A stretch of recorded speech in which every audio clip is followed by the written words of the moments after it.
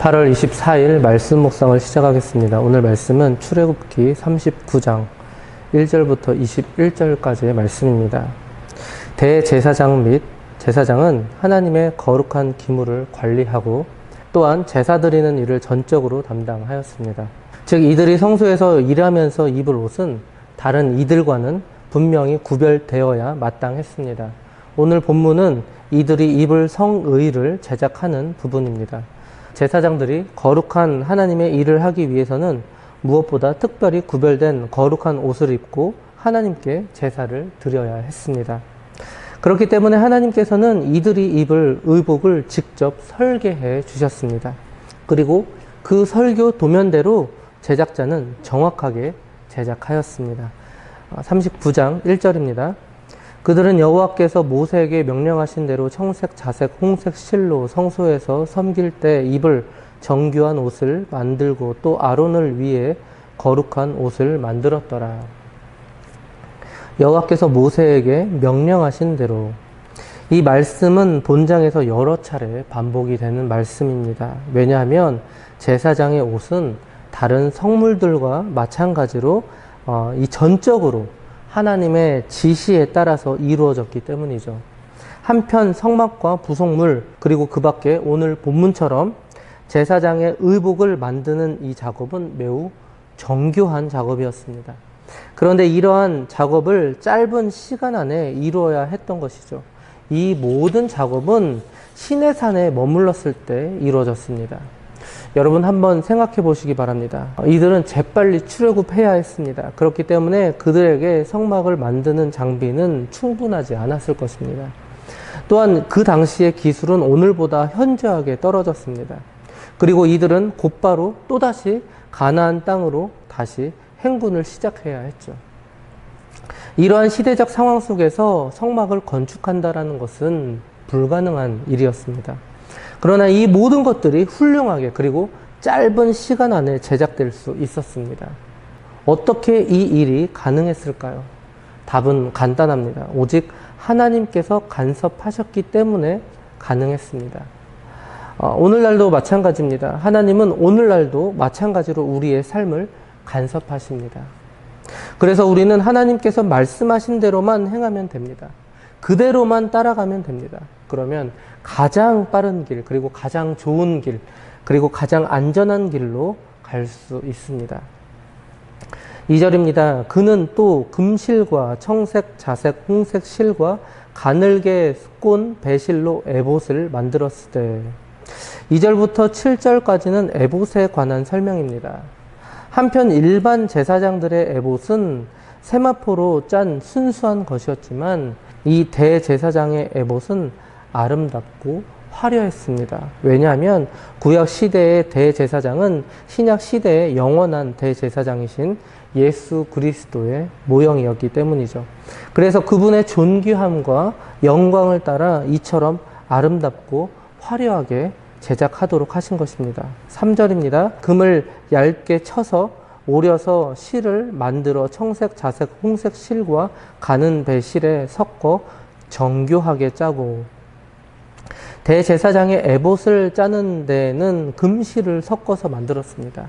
한편 금실을 만드는 작업도 매우 정교한 작업이었습니다.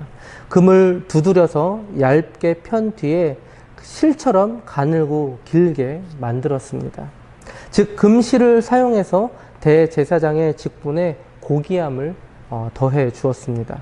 4절입니다. 에봇에는 어깨바지를 만들어 그 두 끝에 달아 서로 연결되게 하고, 여기서 어깨바지란 이 에봇의 가슴과 등 부분을 연결하는 어깨띠를 말합니다. 그리고 이 에봇 어깨띠에는 이스라엘 12지파의 이름을 새긴 호마노가 좌우에 부착되었습니다. 즉 말 그대로 대제사장의 양 어깨에 이스라엘 백성들이 달려 있었다라는 뜻이죠. 이처럼 대제사장은 하나님 앞에서 이스라엘을 책임지는 사람이었습니다. 여러분 오늘날도 마찬가지입니다. 오늘날 우리도 마찬가지죠. 우리 모두는 대제사장입니다. 오늘날 우리의 양 어깨에 한국 교회가 달려 있습니다. 우리 한 사람 한 사람이 한국 교회이며 한국 교회를 책임지는 사람이라는 뜻이죠.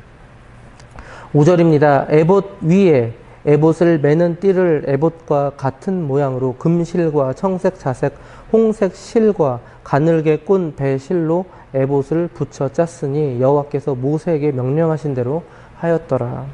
그런데 에봇은 양 옆이 트여 있어서 몸에 밀착되지 못했기 때문에 성막의 일을 하는 데 있어서 매우 불편했습니다. 그래서 이 에봇 위로 이 허리에 띠를 메어서 에봇이 몸에 붙게 함으로 인하여서 활동하기에 편하게 했던 것이죠. 에봇 위에 에봇을 매는 띠는 한편 이 띠는 따로 떼어지는 것이 아니라 에봇에 고정되어 있었던 것입니다. 에봇에 붙여 짰으니 라고 되어 있죠. 다시 말씀드리지만 이 띠는 이 제사장의 업무 수행을 원활하게 하기 위해서 만들어진 것이었습니다. 이 띠에는 영적인 의미도 숨겨져 있었죠. 보통 사람이 띠로 허리를 동여맨다는 것은 무엇을 의미할까요? 무슨 일이든 즉각적 그리고 본격적으로 뛰어들음을 의미합니다. 마찬가지로 성도는 하나님의 일에 언제든지 그리고 즉각적으로 본격적으로 뛰어들 수 있는 그런 마음의 자세를 지니고 있어야 함을 뜻합니다. 6절과 7절입니다. 그들은 또 호마노를 깎아 금태에 물려 도장을 새김같이 이스라엘의 아들들의 이름을 그것에 새겨 에봇 어깨바지에 달아 이스라엘의 아들들을 기념하는 보석을 삼았으니 여호와께서 모세에게 명령하신 대로 하였더라. 이 보석의 이름은 호마노입니다. 에봇의 양쪽 견대에는 각각 보석이 달려 있었습니다. 그리고 그 보석에는 12지파의 이름이 새겨져 있었습니다. 8절입니다. 그가 또 흉패를 정교하게 짜되 에봇과 같은 모양으로 금실과 청색 자색 홍색 실과 가늘게 꾼 배실로 하였으니 그리고 하나님께서는 흉패라는 명칭의 주머니를 제작하라고 말씀하셨습니다. 이 흉패는 에봇 앞 가슴에 달린 이 네모반 듯한 모양의 주머니였습니다. 일명 판결 흉패로도 불렸습니다. 그 이유는 이 흉패 안에 중대 사안을 판결하는 데 있어 사용되는 우림과 둠림을 넣어두었기 때문이죠. 9절입니다. 그것의 길이가 한 뼘, 너비가 한 뼘으로 네모가 반듯하고 두 겹이며 이 흉패의 크기는 가로 세로가 각각 한 뼘이었습니다. 히브리인들의 길이 단위로 대략 23cm 정도였습니다. 그리고 이 흉패 위에 12보석이 붙여 있었습니다. 10절부터 14절까지를 읽어드리겠습니다.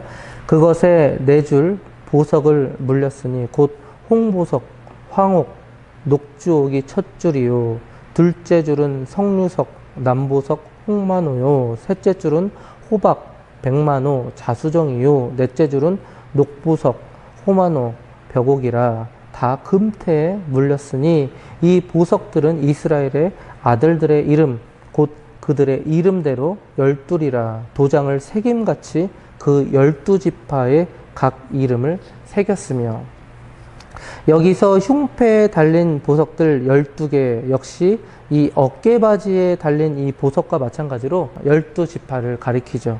한편 이 어깨바지에 붙인 이 보석에는 12지파의 이름이 나이 순서대로 새겨졌습니다.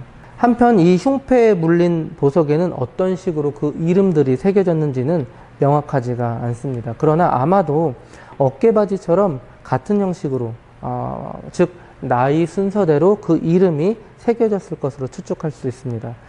오늘도 마찬가지죠. 오늘날 우리들도 마찬가지입니다. 여러분, 성도들의 이름 역시 하늘 생명책에 기록되어 있음을 우리는 명심해야 합니다. 이스라엘 이 아들들의 이름은 보석 위에 도장을 새김과 같이 새겨졌기 때문에 그 이름들이 절대로 지워지지 않습니다. 아니, 절대로 지울 수가 없겠죠. 우리도 마찬가지입니다. 하늘 생명책에 새겨진 우리의 이름 역시 이렇게 도장에 그 이름을 새긴 것처럼 새겨졌기 때문에 절대로 지워지지 않을 것입니다. 15절입니다. 그들이 또 순금으로 노끈처럼 사슬을 따 흉패에 붙이고 그리고 이 흉패는 사슬에 의해서 에봇에 고정되었습니다. 이 사슬은 흉패 두 끝에 두 고리에 메어져서 에봇의 두 어깨바지 금태에 고정되었습니다. 이에 대한 말씀이 21절까지 이어집니다. 또 금태 둘과 금 고리 둘을 만들어 그 두 고리를 흉패 두 끝에 달고 그 따은 두 금 사슬을 흉패 끝 두 고리에 꿰 매었으며 그 따은 두 사슬에 다른 두 끝을 에보답 두 어깨바지의 금태에 매고 또 금고리 둘을 만들어 흉패 두 끝에 달았으니 곧 그 에봇을 마주한 안쪽 가장자리에 달았으며 또 금고리 둘을 만들어 에봇 두 어깨바지 아래 매는 자리 가까운 쪽 곧 정교하게 짠 에봇띠 위쪽에 달고 청색 끈으로 흉패 고리와 에봇 고리에 꿰어 흉패로 정교하게 짠 에봇띠 위에 붙여서 에봇에서 벗어나지 않게 하였으니 여호와께서 모세에게 명령하신 대로 하였더라. 이처럼 하나님께서는 흉패가 에봇으로부터 벗어나지 않도록 고정시키셨습니다. 에봇띠 위에 붙여서 에봇에서 벗어나지 않게 하였으니 개역 한글에서는 벗어나지 않게를 떠나지 않게로 번역하였습니다. 왜냐하면 흉패의 기능은 에봇을 떠나서는 있을 수 없었기 때문이죠. 에봇은 예수님의 신성과 영광을 상징하는 옷입니다. 그리고 흉패는 백성들이 하나님의 뜻을 묻는 데 필요한 우림과 둠림을 간직하는 주머니입니다. 백성들이 쫓아 행하여야 할 그 근본은 오직 하나님이신 예수 그리스도로부터 말미암는 것임을 말씀해주고 있죠. 그래서 흉패로 하여금 에봇을 떠나지 않게 하도록 하신 것입니다. 예수님 역시 그가 이 땅에 오신 목적도 자신의 뜻과 동일한 이 성부 하나님의 뜻을 이루시기 위함이었습니다. 말씀을 마무리하겠습니다. 제사장의 의복 및 이 부속품들은 오직 하나님의 말씀대로 제작되었습니다. 하나님의 말씀을 절대로 벗어날 수가 없었습니다. 그리고 하나님의 판결을 상징하는 이 우림과 둠림을 간직한 이 흉패 역시 이 예수님을 상징하는 의복을 절대로 벗어날 수가 없었습니다. 여러분, 우리도 마찬가지입니다. 우리는 하나님의 일을 할 때 명심해야 합니다. 우리는 하나님을 떠나서는 결코 어떤 것도 이룰 수가 없습니다. 설사 우리의 판단으로 이루어졌다 한들 그것이 완성이 아님을 명심해야 할 것입니다. 오늘 하루도 오직 하나님의 말씀대로만 살아가는 저와 장자 가족들 되시기 바랍니다.